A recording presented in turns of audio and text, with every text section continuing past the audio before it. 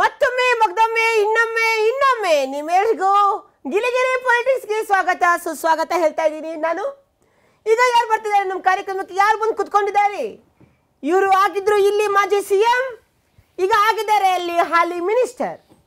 ಇಲ್ಲಿ ಸಿಎಂ, ಅಲ್ಲಿ ಹಾಲಿ ಮಿನಿಸ್ಟರ್. ಚೆನ್ನಾಗೇನು, ತುಂಬ ಚೆನ್ನಾಗಿದೆ, ಇದು ನಂಗೆ ಇಷ್ಟ ಆಯಿತು. ಇವರೀಗ ಇಲ್ಲಿ ಬಂದು ಕುತ್ಕೊಂಡಿದ್ದಾರೆ ಡೀಪ್ ಡಿಸ್ಕಷನ್ ಕಾರ್ಯಕ್ರಮಕ್ಕೆ. ಸರ್, ನಿಮಗೆ ನಮ್ಮ ಕಾರ್ಯಕ್ರಮಕ್ಕೆ ತುಂಬಾ ತುಂಬಾ ಸ್ವಾಗತ, ಮನಸ್ಸಿಂದ ಸ್ವಾಗತ, ಹಾರ್ಟ್ ದಿಲ್ ಟು ಸ್ವಾಗತ. ಅಮ್ಮಗೆ ಅಪ್ಪಗೆ ಸರಿ ಯಾಕೆ ಹೇಳ್ತಾ ಇದೀಯ ನೀವು? ಈಗ ರಾಮಯ್ಯ ಅವ್ರಿಗೆ ರಾಜೀನಾಮೆ ಕೊಡಿಸ್ಬೇಕು ಅಂತ ಹೋಗಿ ನೀವು ಮತ್ತೆ ನಮ್ಮ ಪ್ರಿಯತಮ ಗೌಡ ಅವರು ಕುಚ್ ಕುಚ್ ರಿಚ್ ರಿಚ್ ಫೈಟಿಂಗ್ ಮಾಡಿದ್ರಲ್ಲ, ಅದಕ್ಕೆ ಹೇಳ್ತಾ ಇದ್ದೀರಾ? ಇವತ್ತಿನ ಒಂದು ಕಣ್ಣೀರಿನ ಕತೆ ಹೇಳಿ ದಯವಿಟ್ಟು. ನಮ್ಗೆ ಅಧಿಕಾರ ಓದಾಗತ್ತಿಲ್ಲ, ಮಾಡಿ ಅವ್ರು ರಾಜೀನಾಮೆ ಕೊಡ್ತಿಲ್ಲ ಅಂತ ನಮ್ಗೆ ಕಣ್ಣೀರು ಬರ್ತಿಲ್ಲ. ಮತ್ತೆ ಯಾಕೆ? ಯಾರೋ ಇನ್ನೊಬ್ರು ಗೌಡ ಅನ್ಕೊಂಬಂದು ನಮ್ಮ ಮೇಲೆ ಜಿದ್ದೆ ಮಾಡಿದ್ರು ನಾವು ಅಳುವಂತ ಜಾಯಮಾನ ಅಲ್ಲ. ಮತ್ತೆ ಯಾಕೆ ಹೇಳ್ತಾ ಇದ್ದೀರಾ ನೀವು ಇವತ್ತಿನ ಕಣ್ಣೀರ ಕತೆಗೆ ಮುಖ್ಯ ಕಾರಣ ನೀನು ಕೊಡ್ತಾ ಇರ್ತಕ್ಕಂಥ ಬಿಲ್ಡಪ್. ಯಾವತ್ತೂ ಕೊಡದೇ ಇರೋಳು ಇವತ್ತು ಅದೇನೋ ಗೌರವ ದಿಲ್ಲು ಪರಪರ ಅಂತ ಕಿರಕೊಂಡು ಗಾಯ ಗ್ಯಾಂಗ್ರೀನ್ ಆಗಿ ಕೊಳತು ಹೋದ್ರು. ಅಲ್ಲ, ಅಲ್ಲಿ ಮಟ್ಟಿಗೆ ಹೋಗಿ ಹೇಳಿದೆಯಲ್ಲ ಈ ಬಿಲ್ಡಪ್ಗಳನ್ನ, ಇದನ್ನ ಕೇಳಿ ಎಲ್ಲಿ ನಗಬೇಕು ಅಂತ ಗೊತ್ತಿಲ್ಲದೆ ಕಣ್ಣೀರೇ ಬಂದ್ಬಿಡ್ತು. ಸರ್, ಈಗ ನಾವು ಡೈರೆಕ್ಟ್ ಮ್ಯಾಟರ್ಗೆ ಬಂದ್ಬಿಡೋಣ. ಮ್ಯಾಟ್ರ್ ಗೀಟ್ರು ಅಂತಂದ್ರೆ ತೆಗೆದು ತಲೆ ಮೇಲೆ ತೆಂಗಿನಕಾಯಿ ಎತ್ತಾಕ್ಬಿಡ್ತೀನಿ. ಯಾವ ಮ್ಯಾಟರ್ ಮಾತಾಡಕ್ಕೆ ಆಗತ್ತೆ ಇವಾಗ? ಪೊಲಿಟಿಕಲ್ ಮ್ಯಾಟರ್ ತಾನೆ, ಹೌದು. ಅದೇನು ಕೇಳಬಹುದು. ಫಸ್ಟ್ ನೀವೇ ಹೇಳಿದವರು ಹೂ ಇಸ್ ದಿಸ್ ಪ್ರಿಯತಮ ಗೌಡ ಅಂತ.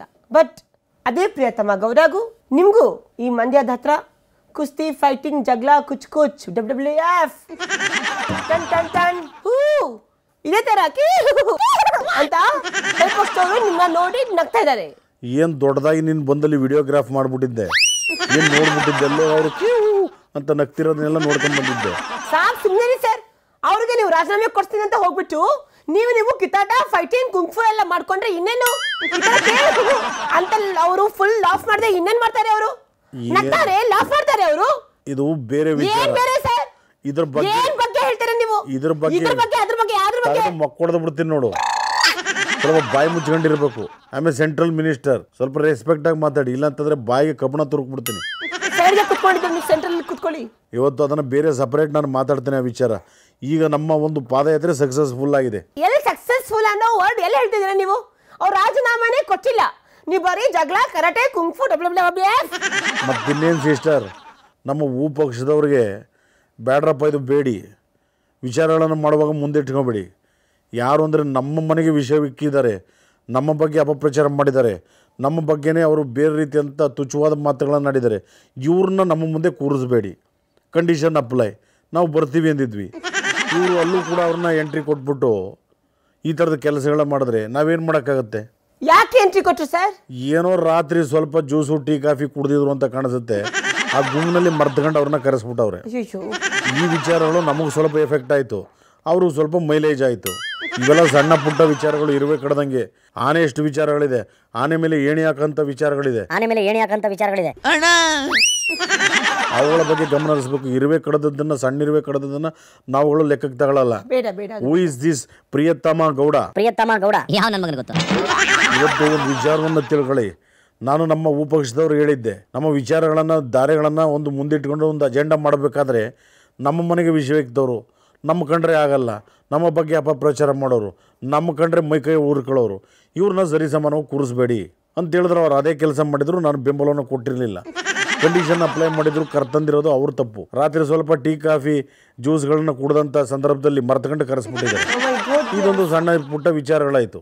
ಇಷ್ಟೆಲ್ಲ ವಿಷದ ಅಂಶಗಳಿದ್ರೂ ಅವನ್ನೆಲ್ಲ ಗಂಟಲಿನಲ್ಲಿ ಶೇಖರಣೆ ಮಾಡಿಕೊಂಡು ನಗನಗ್ತಾ ಊಟ ತಿನ್ಕೊಂಡು ನೀರು ಕುಡ್ಕೊಂಡು ಜೀವನ ಮಾಡ್ತಾ ಇದ್ದೇನೆ.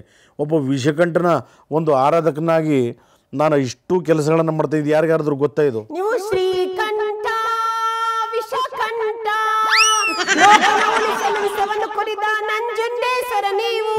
ನಿನ್ನ ಬಾಯಿಗೆ ಎಬ್ಬವನು ವಿಷ ತೆಗೆದು ಹಾಕ್ಬಿಡ್ತೀನಿ. ಬಾಯಿ ಮುಚ್ಕೊಂಡು ಕೂತ್ಕೋ.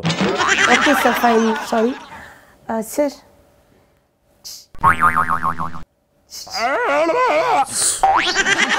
ತಗೊಂಡು ಮಕ್ಕಳದು ಬಿಡ್ತೀನಿ. ಅದೇನು ಅಂತ ಹೇಳ್ಬೇಕು.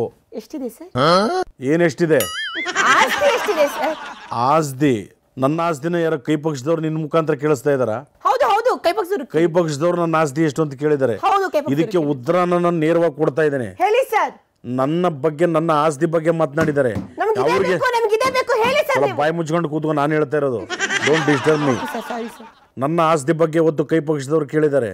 ಇದಕ್ಕೆ ನಾನು ತಕ್ಕ ಉತ್ತರ ಕೊಡದೆ ಬಿಡಲ್ಲ. ಈ ಗಳಿಗೆನಲ್ಲೇ, ಈ ನಿಮಿಷದಲ್ಲೇ, ಈ ಮುಹೂರ್ತದಲ್ಲೇ, ಈ ರಾಶಿ ನಕ್ಷತ್ರದಲ್ಲಿ ಹೇಳ್ತಾ ಇದ್ದೀನಿ, ನನ್ನ ಒಟ್ಟು ಆಸ್ತಿ 6.5 ಕೋಟಿ ಜನಸಂಖ್ಯೆ ಕರ್ನಾಟಕದಲ್ಲಿ ಏನು ವಾಸ ಮಾಡ್ತಾ ಇದ್ದಾರೆ, ಇವರೇ ನನ್ನ ದೊಡ್ಡ ಆಸ್ತಿ. ಸರಿಯಾಗಿ ಚಪ್ಪಾಳೆ ತಟ್ಟು, ಸ್ವಲ್ಪ ಹಿಂಗೆ. ಇವತ್ತು ಏನು ಪ್ರಶ್ನೆ ಇದೆ ಅದಕ್ಕೆ ಕೇಳು, ಇಲ್ಲಾಂದ್ರೆ ನನಗೆ ಬೇಕಾದಷ್ಟು ಕೆಲಸ ಇದೆ. ನಿನ್ನೆ ತಾನೇ ನಡೆದಿರ್ತಕ್ಕಂಥ ಒಂದು ಹೋರಾಟ, ಒಂದು ಪಾದಯಾತ್ರೆಯ ಒಂದು ಫಲಿತಾಂಶವನ್ನು ನೋಡಿ ನನಗೆ ಭಾಳ ಸಂತೋಷನಾಗಿದ್ದೇನೆ. ಆ ಜನಸಂಖ್ಯೆ, ಆ ಜೈಕಾರ, ಆ ಓಂಕಾರ ಎಲ್ಲವನ್ನು ಕೇಳಿ ಗೊತ್ತು ಸರ್. ಆ ಖಾರ, ಉಪ್ಪಿನಕಾಯಿಗೆ ಯಾವ ಖಾರ, ಚಿತ್ರಾನ್ನಕ್ಕೆ ಅದೆಲ್ಲ ಖಾರ ನನಗೆ ಎಲ್ಲ ಗೊತ್ತು ಸರ್. ನಾನು ಇವಾಗ ಇಂಪಾರ್ಟೆಂಟ್ ಪ್ರಶ್ನೆ ಕೇಳ್ತೀನಿ, ವೆರಿ ಇಂಪಾರ್ಟೆಂಟ್ ಪ್ರಶ್ನೆ ಕೇಳು ಸರ್. ಚಡ್ಡಿ ಕಲರ್ ಯಾವುದು? ನಾನು ಕೇಳ್ತಾ ಇದ್ದು ಚಡ್ಡಿ ಕಲರ್ ಯಾವುದು? ಈ ಚಡ್ಡಿ ಕಲರ್ ಕೇಳುವಂತ ಬಡ್ಡಿ ನನ್ನ ಮಕ್ಕಳು ಯಾರು? ನಿನ್ಗೆ ಓ ಗೊತ್ತಾಯ್ತು. ಮೊನ್ನೆಲ್ಲ ಸ್ಟೇಟ್ಮೆಂಟ್ ಕೊಟ್ಟಿದ್ರು, ಬಾಡಿ ಪೂರ್ತಿ ಅವ್ರು ಹಾಕೊಂಡಿರೋ ಬಟ್ಟೆ ಮೇಲ್ಗಡೆ ಅಷ್ಟೇ, ಒಳಗಡೆ ಹಾಕೊಂಡಿರೋ ಚಡ್ಡಿ ಕಾಕಿದು ಅಂತ. ನೀನು ಯಾಕಪ್ಪ ನೋಡಕ್ ಬಂದಿದ್ದೆ ನನ್ನ ಚಡ್ಡಿನ? ನಾನು ಕಾಕಿದ ಹಾಕಿದ್ದೀನೋ, ಕೆಂಪುದ ಹಾಕಿದ್ದೀನೋ, ಮತ್ತೊಂದು ಹಾಕಿದ್ದೀನೋ? ಇವರು ಹೇಳ್ಬಿಡತಕ್ಕಂಥದ್ದು ಕಾಕಿ ಚಡ್ಡಿ ಹಾಕಿದ್ರೇನು ಇವಾಗ ಏನಾಗ್ಬಿಡುತ್ತೆ ಸರ್? ಇವತ್ತು ಕಾಕಿ ಅನ್ನೋದು ಪಬ್ಲಿಕ್ ಸರ್ವೆಂಟ್ ಇಂಡಿಕೇಟ್ ಮಾಡ್ತಕ್ಕಂಥ ಒಂದು ಕಲರು. ನಾವು ಕಾಕಿ ಚಡ್ಡಿನೇ ಹಾಕಿದ್ದೀವಿ ಸರ್. ಇವಾಗ ನೀವು ಕಾಕಿ ಕಲರ್ ಆದ್ರೂ ಹಾಕೊಳ್ಳಿ, ಕೆಂಪು ಕಲರ್ ಆದ್ರೂ ಹಾಕೊಳ್ಳಿ, ಏನೋ ಹಾಕೊಳ್ಳಿ, ಹಾಕೊಳ್ದೇ ಇರಿ. ಚಡ್ಡಿ ಮೇಲೆ ಯಾಕೆ ಕಂಡು ಬಂತು? ದೇವರು ಅವ್ರು ಒಳ್ಳೇದು ಮಾಡ್ತದ ಅವ್ರ ಜನ್ಮಕ್ಕೆ ಅಂತ ನಾವು ಹೇಳಬೇಕು. ನಾವು ಇವತ್ತು ಸ್ಟೇಟಲ್ಲಿದ್ವಿ, ಪಾಪ ಏನೂ ಇರಲಿಲ್ಲ, ನೋಡ್ತಿರ್ಲಿಲ್ಲ. ಇವತ್ತು ನಾವು ಸೆಂಟ್ರಲ್ಗೆ ಹೋದ್ವಿ, ದೊಡ್ಡ ಹುದ್ದೆನಲ್ಲಿದ್ದೀವಿ. ಅದಕ್ಕೆ ಇವರು ಚಡ್ಡಿ ಅಂದ್ಬಿಟ್ಟು ಕಡ್ಡಿ ಆಡ್ಸಕ್ಕೆ ಬರ್ತಾ ಇದ್ದಾರೆ. ಚಡ್ಡಿ ಕಡ್ಡಿ ಅದೆಲ್ಲ ಬಿಟ್ಟಾಕಿ. ಹೂ ಪಕ್ಷದ ಜೊತೆ ನಿಮ್ದು ಸಂಬಂಧ ಹೇಗಿದೆ? ಸಂಬಂಧ ಚೆನ್ನಾಗೇ ಇದೆ. ಯಾರು ಹೇಳಿದ್ದು ಸಂಬಂಧ ಅಳಸ್ಕೊಂಡಿದೆ ಅಂತ ನಿನ್ಗೆ ಯಾರಾದ್ರೂ ಹೇಳಿದ್ರ? ಇವತ್ತು ನಾನು ಹೂ ಪಕ್ಷಿಗೆ 2-3 ಬಾರಿ ಅವ್ರ ಜೊತೆ ನಾನು ಕೈ ಜೋಡಿಸಿದ್ದೇನೆ. ಕಾರಣ ಇಷ್ಟೇ, ಹೂ ಪಕ್ಷದಲ್ಲಿ ಕೈ ಜೋಡಿಸೋದು ಇದೊಂಥರ 2 ಪಕ್ಷನ ಮಿಕ್ಸ್. ಕೈ ಜೋಡಿಸಿರೋದೇ ಕೈನವ್ರನ್ನ ಕಳಿಸ್ಬೇಕು ಮನೆಗೆ ಅಂತ. ಅವ್ರು ನಮ್ಮ ಪಕ್ಷವನ್ನು ಸಂಪೂರ್ಣ ನಿರ್ನಾಮ ಮಾಡಬೇಕು ಅಂತ ಇದ್ರು. ಅದೇ ಫೀನಿಕ್ಸ್ ಅಂತ ಎದ್ದು ಬಂದು ಇವತ್ತು ಅವ್ರ ಪಕ್ಷ ಗಡಗಡ ಅಂತ ನಡುಗ್ತಾ ಇದೆ. ಯಾವತ್ತೇನೋ ಗೊತ್ತಿಲ್ಲ, ಆ ಮಟ್ಟದಲ್ಲಾಗಿದೆ. ಅದಕ್ಕೋಸ್ಕರನೇ ಇವತ್ತು ನಾವು ಹೂ ಪಕ್ಷ ಜೊತೆಯಾಗಿದ್ದೇವೆ. ಇನ್ನೊಂದು ಮಾತು ಹೇಳ್ತಾ ಇದ್ದೇನೆ, ಒಳ್ಳೆ ಯಶಸ್ವಿ ಕಾರ್ಯಕ್ರಮಗಳನ್ನು ನಮ್ಮ ಪುತ್ರರಾಗಿರ್ತಕ್ಕಂಥ ಅಭಿಮನ್ಯು ಅವರು ಕೂಡ ಚೆನ್ನಾಗಿ ನೇತೃತ್ವ ವಹಿಸಿ ಮಾಡಿದ್ದಾರೆ. ಪಾಪ ಅವರು ಒಂದು ಟೀ ಕುಡ್ಕೊಂಡು ಮಾತಾಡೋಣ ಬನ್ನಿ ಅಪ್ಪಾಜಿ ಅಂತ ಹೇಳಿದ್ರು. ಸ್ವಲ್ಪ ನಾನು ರಾಮನಗರ ತೋಟದ ಹತ್ರ ಹೋಗಿ ಬರ್ತೀನಿ. ನಮಸ್ತೆ ನಿಮಗೆ. ಆಯ್ತಾಯ್ತು. ಹೇಳಿದ್ದು ಸ್ವಲ್ಪ ಕಾಮಿಡಿ, ಸ್ವಲ್ಪ ಸೀರಿಯಸ್. ಮತ್ತೆ ಸಿಗ್ತೀನಿ. ಅಲ್ಲಿವರೆಗೂ ನಿಮ್ಮೆಲ್ರಿಗೂ ಟಾಟಾ ಬಾಯ್, ನಮಸ್ತೆ, ಲವ್ ಯು.